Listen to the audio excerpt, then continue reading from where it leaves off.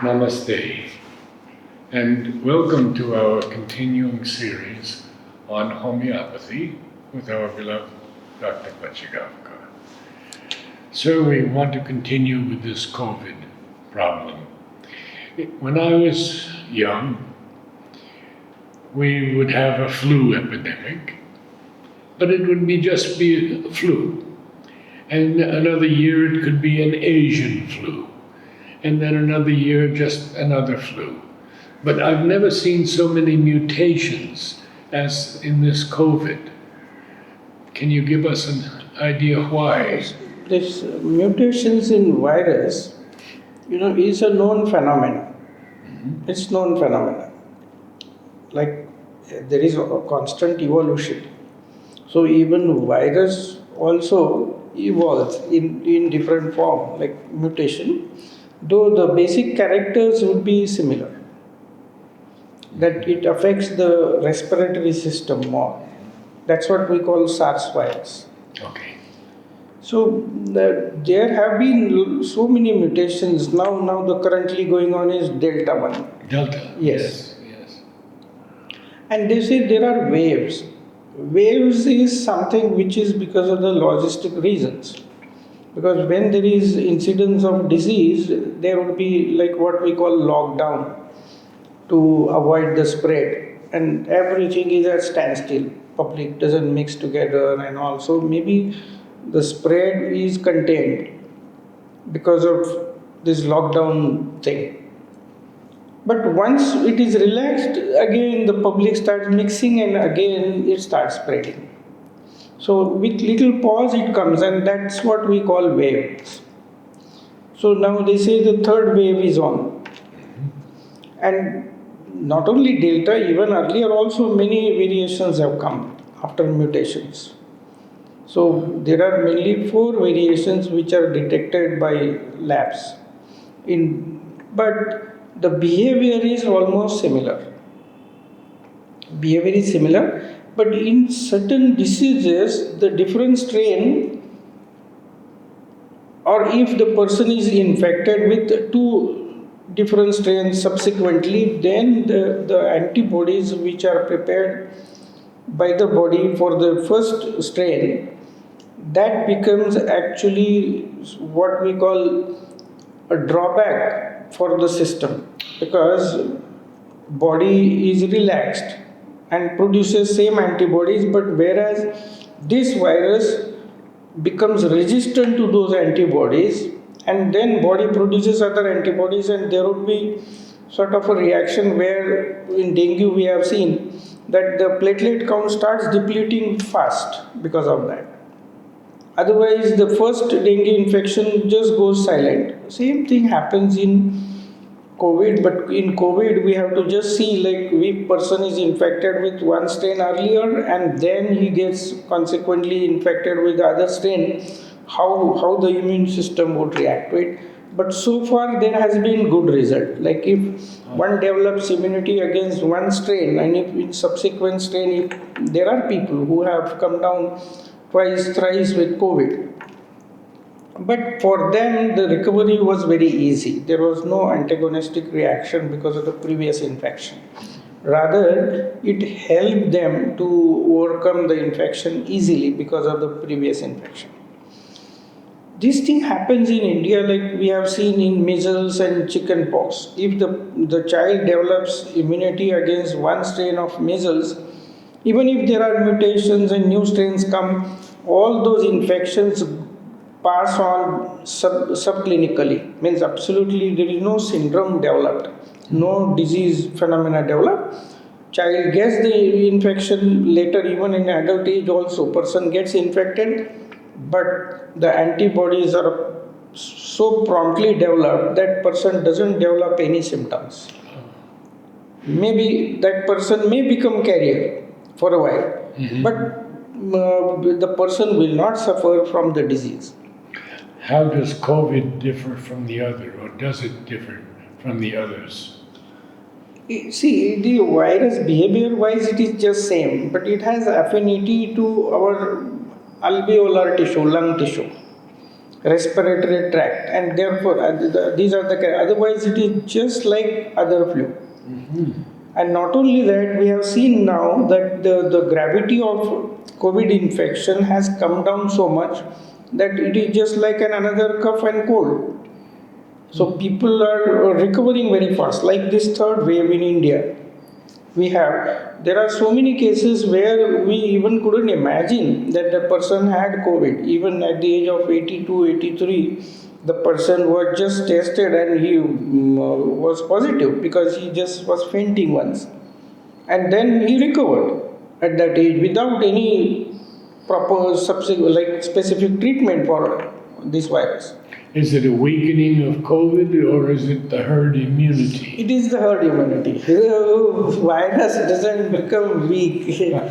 Or rather, what happens because of the incidence of the viral infection, the human body develops antibodies, and once it starts developing, this knowledge is stored in higher intelligence, and that is communicated, and people develop immunity. This is definitely herd immunity. See, that is what we say from very beginning, that every person in the world will have COVID sample. COVID prasad, what we call, will get and develop it, and it would become so common like a common cold. Like influenza, we have seen like this common cold, influenza, or so many viral diseases, they have been there. They have never disappeared. But definitely their incidence, though it will be very common, it won't be as grave as what it has been. How is the COVID-D compared to the others now? How is it spread? Is it very... Yes, spread wise, it's communicated very fast. It spreads very fast. Only difference is that the symptoms are mild. But as I told you, it's mainly because of in India, before 1.5 months, they conducted serological survey, and we have seen that 70% of the population has antibodies in COVID. And not only because of vaccination, because the population below 18 has not been vaccinated in India. But even those children were covered in this survey, and they also developed antibodies, though they never had COVID symptoms. So definitely, though this strain D is spreading very fast, the gravity of infection will be definitely low. And it will be what we call slight indisposition will be there. People will have common cold, sore throat, nose block, little bit of toxicity for a while, and then the person can just recover without any medication. No intervention would be required. So, vaccination not necessary for COVID-D?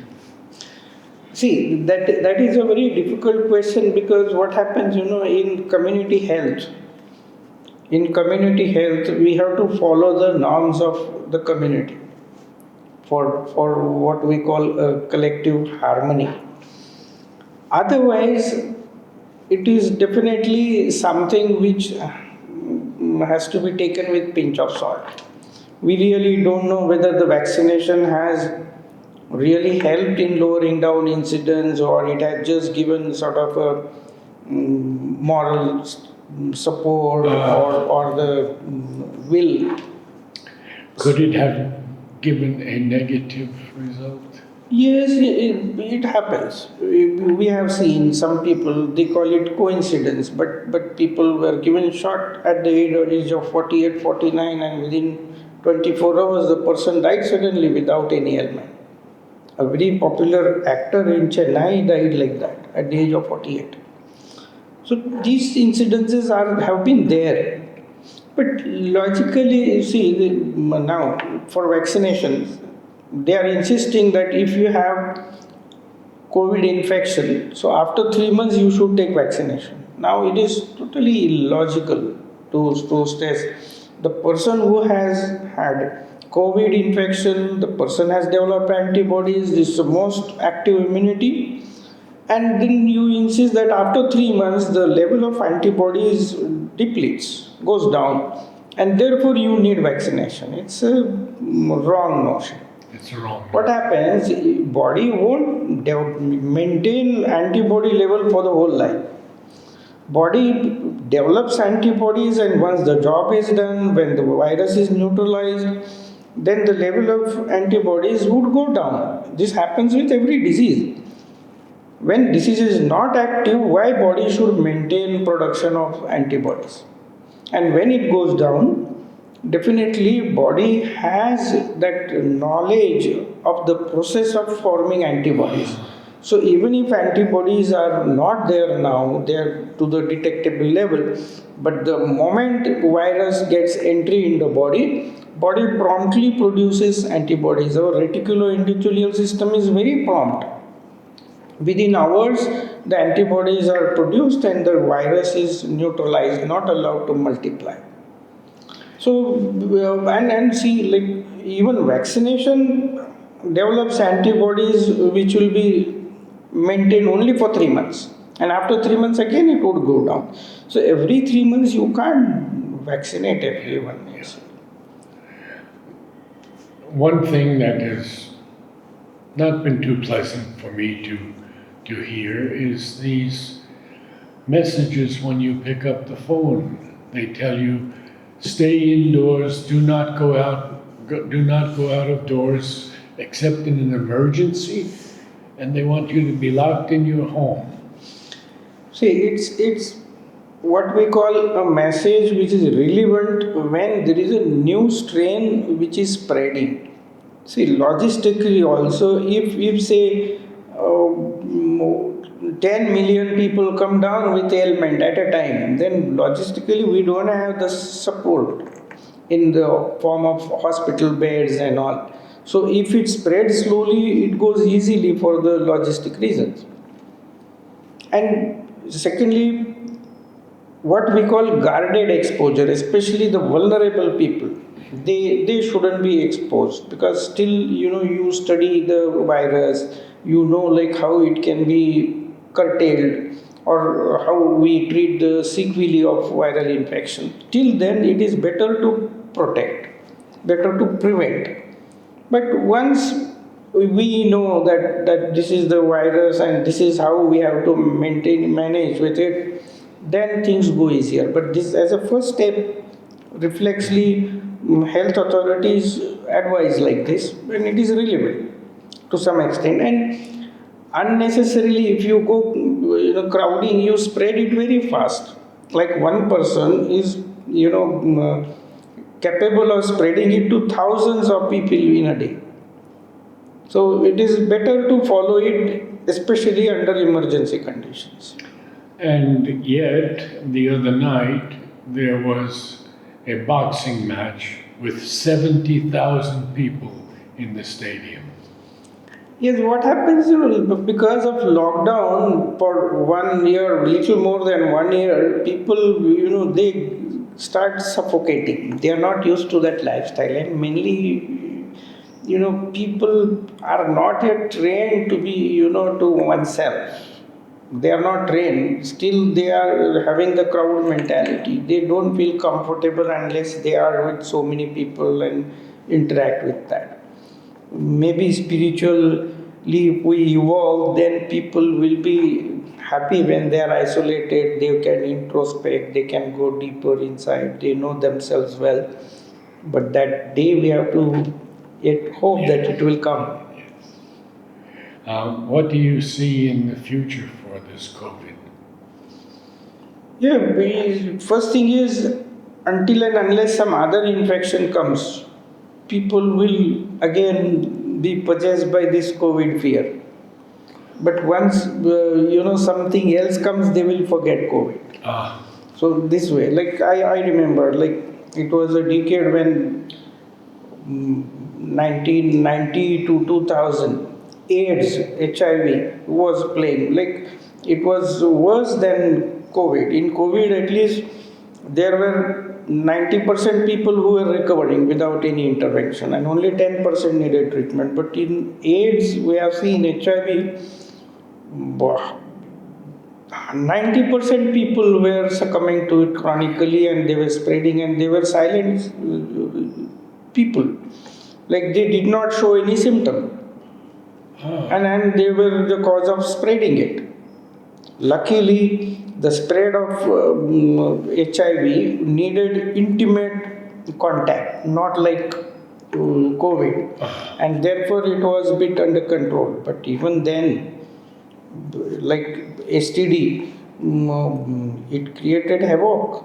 But then by 2000, when people could manage with antiviral and other epidemics came, I remember there was swine flu, Yes. Yes, I especially in remember. India. And similar situation arose in 2007, 2008 in Pune. That everything was closed, colleges, offices, no traffic in the roads, and few months it was like that. Then came chikungunya, and I've seen malaria. Malaria has never disappeared. There was a time like 1970, our Indian government was spending one third budget on malaria control. One third of health budget was spent only on malaria control, but even then, malaria has not been under control. Has not been. Under control, because here people see that you just kill mosquitoes. Mosquitoes are just vectors. You have to just develop, resistance or antibodies, and we have to train people to overcome the infection of malaria. And there are people who we have seen homeopathically, we have treated many positive cases. We diagnose it, and without any quinine therapy, we could control the infection. The Without person quinine? without quinine, we did not give quinine. Hardly some 5 years back, one homeopath, he himself had fever, and the way he was describing, it was typically suspected malaria. So I suggest, of course, we proceed with symptoms. We don't go for diagnosis. Just to know the prognosis or the management, we go for diagnosis. So I suggested you have blood test for malaria. The next day it came negative. But only very few people understand that only during chills, if you collect the sample, then only you can detect the malarial parasite in the peripheral smear. So then I suggested, no, this is wrong. You are getting typical intermittent fever, and this is the third episode of that. So you go for testing it only when you have chills. And they hear it that he told, okay, this time I may get chills, so be ready. And the person was called, the peripheral smear was taken, and the malaria was detected. Next day, the whole health machinery went to his house. That you are a positive, you should be isolated, and preventive should be given to your family members and all that. He did not take any quinine, he recovered only on homeopathy within 3 days. So this is how it is. Malaria, still it is rampant. But people have forgotten malaria now because of COVID and all these infections. Yeah. But still, it is quite rampant. Do you feel that it is still necessary for people to wear masks and to keep social distancing? See, wearing mask, as I told you, it's an intermediate measure where you avoid spread. Until the epidemic is on, it is better. You don't know like how one will get infected, one may not get disease but may carry it. So better if you are mixing with the people, crowd especially, better everyone wears mask. But not necessarily 24 hours you should wear it. And social distancing the same. Keep some. Relatively, that's what I say. Relatively. Relatively. Okay. Very good. And as like in Indian tradition, we just never shake hands. Yes. We just do namaste. Yes. We generally don't shake hands or even hugging also. Very rare thing. But whereas in some customs it is rather if you don't shake hands, it is as if you are mannerless. Yes. Yes. So norms will change now, maybe based on this. Good. So next week we'll be with you again and take up a different topic. Namaste.